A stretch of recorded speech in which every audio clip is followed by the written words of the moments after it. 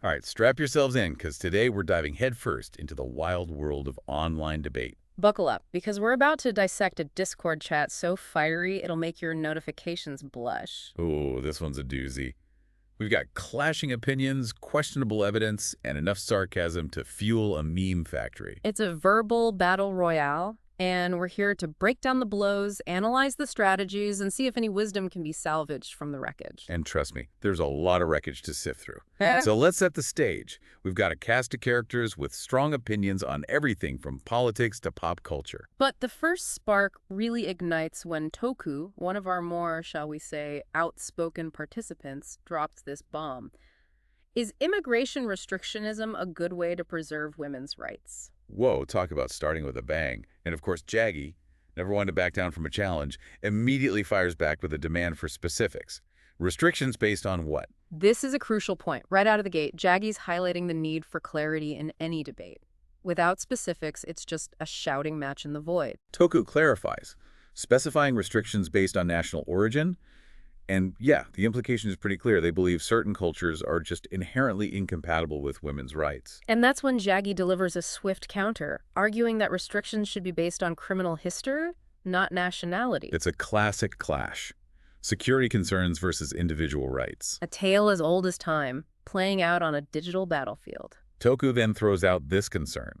They could outnumber the local population in a few generations and instate Sharia, regardless of their criminal history. Ah, the classic slippery slope fallacy, suggesting that one action will inevitably lead to a chain of increasingly disastrous consequences. It's a powerful rhetorical tool, especially when it taps into people's fears about cultural change. Jaggy's not buying it, though. He calls out Toku for confusing correlation with causation. Right.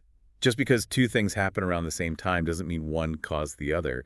It's like saying ice cream sales cause shark attacks just because they both peak in the summer. Exactly. It's a classic logical fallacy, and Jaggy's quick to point it out. The back and forth continues as they zero in on Islamic immigration as a specific threat to women's rights. And this is where things get really heated.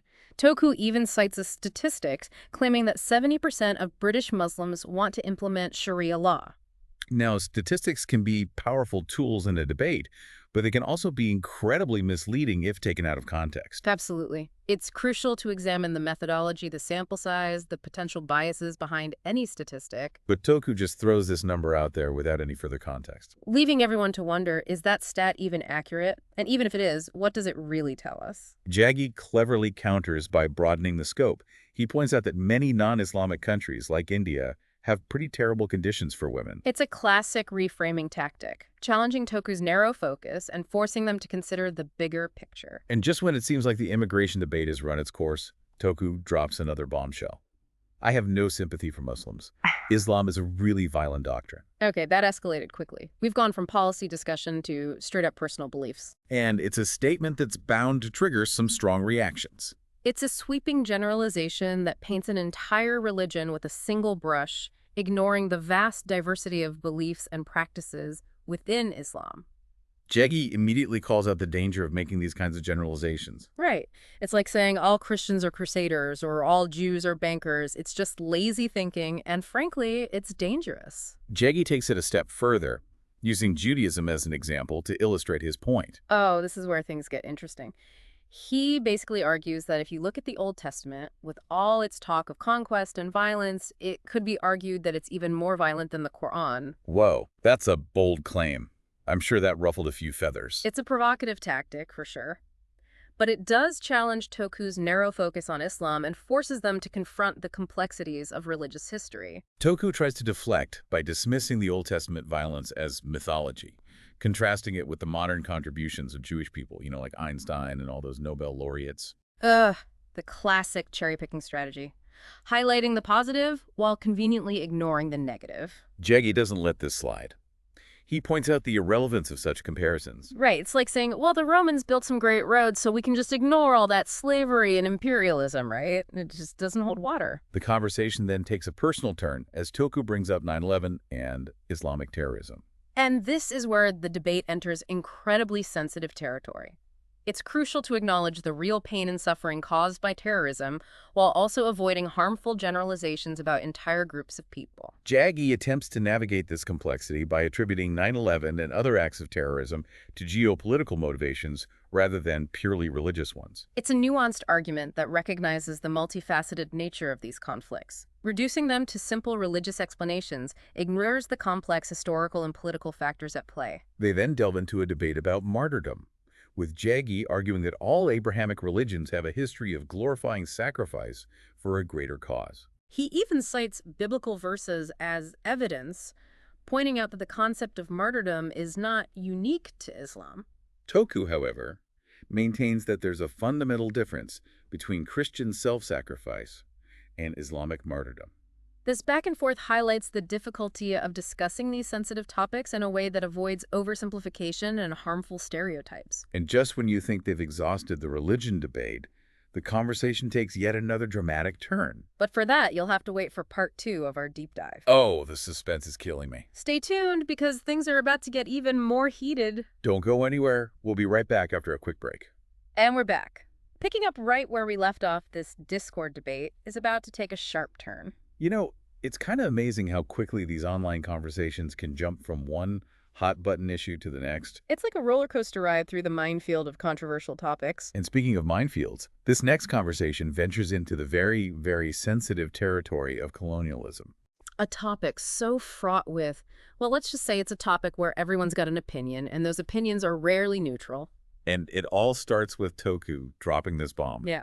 I mean, how can anyone look at the history of Anglo-Saxons and Native Americans and not see the benefits? Oh boy, here we go. That's like lighting a match in a fireworks factory. Jaggi and Alley Kit Kat immediately jump in, ready to extinguish that flame before it starts a wildfire. They're having none of this romanticized view of colonization. They're quick to point out the exploitation, the cultural disruption, the systemic oppression faced by Native Americans. Alley Kit Kat even accuses Toku of smoking historical revisionism copium, which I gotta say is a pretty epic burn. It's a sharp jab suggesting that Toku's clinging to a distorted view of history that ignores the very real suffering of indigenous people. And they drive this point home by bringing up specifics, residential schools, forced relocation, the introduction of diseases. These aren't just abstract concepts, they're real, tangible examples of the trauma inflicted on Native Americans. Toku tries to defend his stance, saying that despite any bitterness, Native Americans are probably better off living in modern-day U.S. and Canada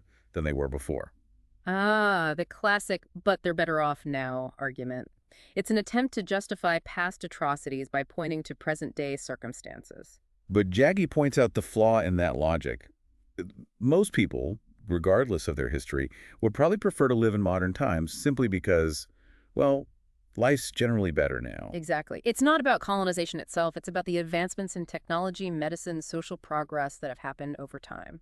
Alley Kit Kat delivers another blow, asking Toku, "Tell me you've never spoken to a Native American without actually telling me." Ooh, mic drop. I think she just won that round. Toku then tries to deflect, asking Jaggi if he considers Chinese Singaporeans colonizers.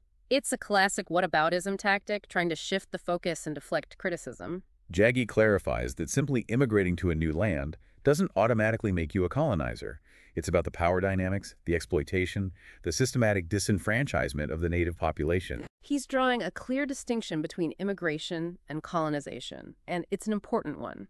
Toku then brings up Lee Kuan Yew, Singapore's first prime minister, as an example of a Chinese leader who brought prosperity to a nation that was originally Malay. But Jaggi shuts that down pretty quickly, pointing out that Lee Kuan Yew was actually a staunch anti-colonialist who opposed both British and Japanese occupation. He even mentions that Lee Kuan Yew championed policies to support Malaysians facing poverty. So much for that argument. Toku's attempt to equate Lee Kuan Yew's leadership with Anglo-Saxon colonization just doesn't hold up. Sara, another participant who identifies as Singaporean, chimes in to clarify that Singapore was colonized by the British, not the Chinese, adding another layer of nuance to the whole discussion. It's a good reminder that history is rarely black and white. It's full of complexities and multiple perspectives. After this whirlwind tour of colonialism's thorny legacy, the conversation takes yet another unexpected turn, shifting to the always charged topic of gender roles and equality. Buckle up, folks, because this is where things get really interesting. It starts with this seemingly innocent question from Seki. What are some things that women have that men don't? Ooh, that's a loaded question, and I can already sense the storm clouds gathering. And little did they know, this seemingly simple query would open a whole new Pandora's box of contentious issues. Stay with us for part 3 of our deep dive as we unravel this tangled web of arguments, opinions, and epic virtual showdowns. It's going to be wild. All right, welcome back to the final round of this Discord debate. It's been a wild ride, and we're about to tackle the grand finale, gender roles and equality. Buckle up, because this one gets deep. Picking up where we left off, Seki posed this seemingly innocent question.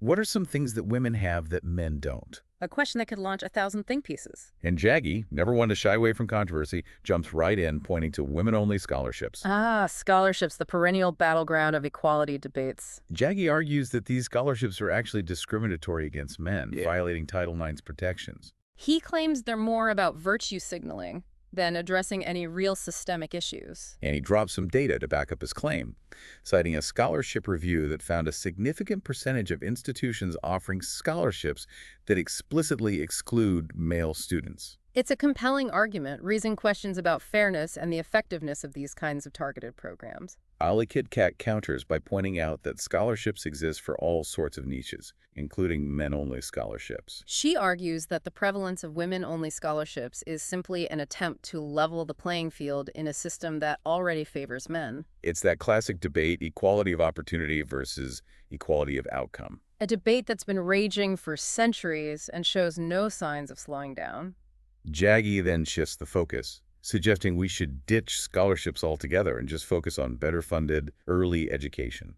He believes that addressing gender disparities at the root level through quality preschool and early childhood programs would be more effective than trying to correct them later on. It's an interesting idea, tackling the problem upstream rather than downstream. A preventative approach rather than a reactive one. And Ali Kit Kat actually agrees with Jaggy's critique of the profit-driven nature of many colleges, pointing out how they often create financial barriers to education and then offer scholarships as a band-aid solution. It's a moment of unexpected agreement, highlighting the shared recognition of a flawed system. And just when we think we're settling into a nuanced discussion about education reform, Toku throws another grenade into the mix, asking Supi and Seki, what is your honest opinion on transgenderism? Record scratch. And we're off to the races again. Another complex and deeply personal topic thrown into the mix. Seki takes a simple live and let live approach, saying, let people live their life, as long as they're not harming anyone else. A classic libertarian stance, freedom of individual choice, as long as it doesn't infringe on the rights of others. Supi offers a more nuanced view, acknowledging the complexity of gender identity, stating that they disagree with children transitioning, but believe the gender binary is dumb. Supi's response highlights the diversity of views even within the LGBTQ+ community itself. It's not a monolithic group with a single unified perspective. Toku, never one to miss an opportunity to provoke, jumps in with a highly charged statement. Castration of kids, I would say, is pretty harmful. And there it is, the inflammatory rhetoric designed to shock and appall, equating gender-affirming care for transgender youth with child abuse. Seki immediately pushes back, pointing out that transitioning is voluntary and that nobody is forced to be transgender. A crucial point to emphasize gender-affirming care for minors is a gradual and carefully considered process involving medical professionals, parents or guardians, and most importantly, the child themselves. Subi adds that while they agree with transitioning for adults, they believe children shouldn't be able to make such decisions, comparing it to laws prohibiting minors from getting tattoos. A common concern about the age of consent for medical procedures, raising questions about maturity and the potential for regret. Seki suggests that 18 is a reasonable age for transitioning, a point Supi agrees with. It's a brief moment of common ground, demonstrating that even on a topic as divisive as transgender rights, there's potential for finding some shared understanding. And just when we think we've navigated that minefield, a new character bursts onto the scene,